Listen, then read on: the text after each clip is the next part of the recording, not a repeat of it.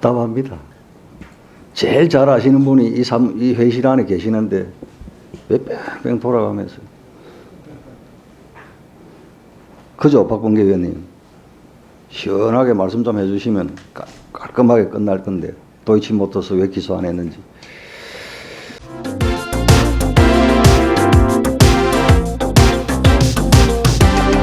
예, 금융조사조사부장을 역임을 하셨죠. 예, 그렇습니다. 예, 그래서 주가조사 사건에 대해서 많은 수사를 하고 결재를 해보신 경험이 있으시죠. 예. 네, 주가조작 사건에 있어서 기본적으로 통정매매, 가장매매하는 그 과정 속에서 의사연락은 그 주가조작을 실행하는 선수들끼리 서로 간에 의사연락을 주고받고 하는 거 아닙니까? 우리가 말하는 이제 소위 거기에 뒤에 이제 전주라고 속칭 말하는데 그 전주가 직접 주가 조작 행위에 관여해서 주가 뭐 통정 매매나 가장 매매 같은 행위를 하는 예를 혹시 그 결제하는 과정에서 보신 적 있습니까? 공모관계 파악이 굉장히 어려운 내용 중에 하나라고 네. 생각합니다. 주가 조작을 실행했던 사람이 나중에 주가 조작이 완료되고 그 이후에 자금 관계를 정리하는 과정에서 사실은 그 뒤에 주가 조작에 필요한 자금을 댄 사람이 관여되는 걸 확인하는 이런 과정을 통해서 주가 조작 수사가 이루어지고 그렇기 때문에 이 주가 조작 사건의 수사가 참 어려운 거죠. 네. 근데 이 민주당에서 지금 특검법 발의를 한 도이치모터스 사건 이거와 관련돼서 검찰 수사가 불공정하다고 말씀을 하십니다. 근데 이 사건이 아마 문재인 정부 검찰 때 2년간 그 금조부도 아닌 특수부에서 아마 대거 집중 수사를 한 것으로 알고 있는데 내용을 좀 파악하고 계시죠? 언론을 통해서 알고 있는 정도입니다. 네, 그렇습니다. 뭐 잘 아시다시피 그 당시에 여기 보니까 한 50여 곳에 대해서 6차례 압수수색하고 150여 명에 대한 조사를 했습니다. 그 기소를 했는데 그 중에 소위 자금을 댔다고 한 사람이 관여했다 그래서 아주 대규모 자금을 제공한 사람이 관여됐다고 해서 기소가 됐는데 그 무죄 난 거는 아시고 계시죠?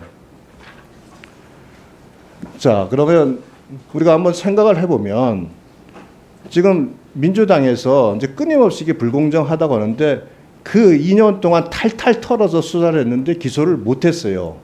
그럼 사실은 그 당시에 이미 그 부분에 대해서 무혐의 종결을 했어야 될 사안인데 무혐의 종결을 의도적으로 하지 않은 거라는 비난이 많았었습니다.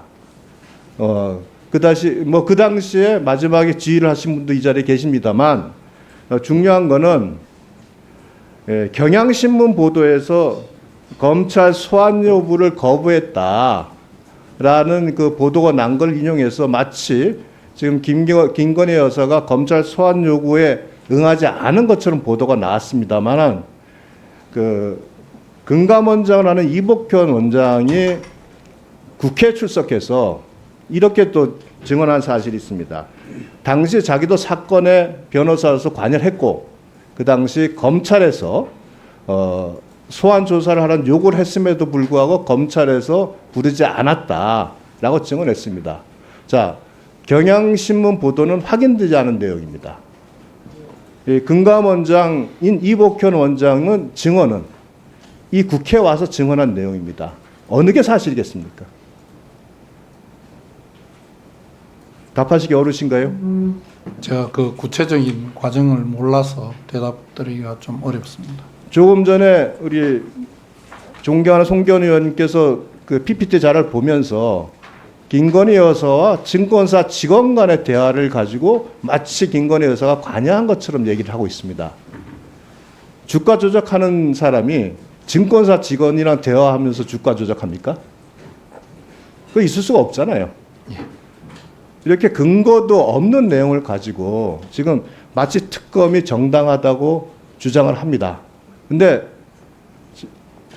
특검법 발의가 대통령에 의해서 제2요구가 됐습니다.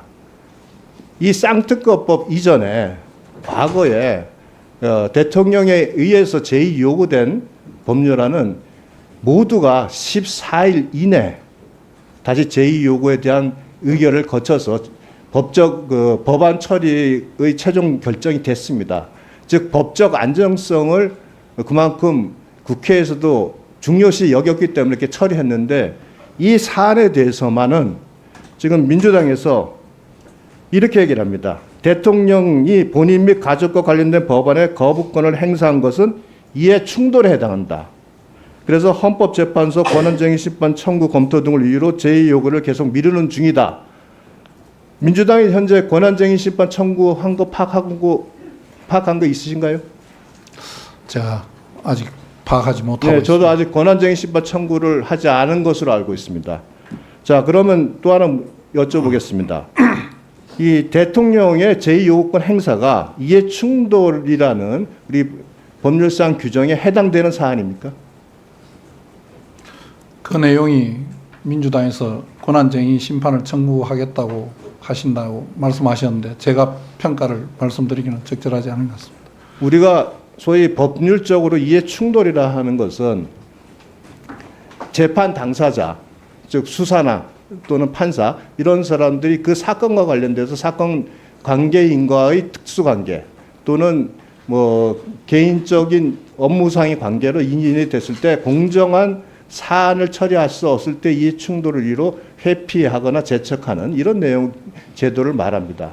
이제 제2요구권 행사는 대통령의 고유 권한이에요. 대통령이 이해 충돌난다고 회피하면 누가 제2요구권 행사합니까? 이게 최소한 이 공당이라면 적어도 가장 기본적인 법률적 상식에 의한 주장을 해야 될 텐데 이렇게 말도 안 되는 주장을 하고 있는 겁니다, 지금. 이것을 왜 이렇게 주장을 하냐? 결국은 이 총선에서 결국 이 사안을 이용하기 위한 정치적 목적밖에는 보이지 않기 때문에 논리적으로 상식적으로 납득이 되지 않는 이런 일을 반복하고 있는 것입니다. 이 부분에 대해서 뭐 법무부에서 충분히 검토를 하셨을 걸로 생각을 합니다. 하지만 앞으로 뭐 결국 대응은 법무부 장관은 정치적 고려가 아닌 법리와 원칙에 의한 대응이 가장 중요하다고 생각을 합니다. 이 부분에 대한 법무부 장관의 확고한 입장을 가지고 대응해 주시면 고맙겠습니다.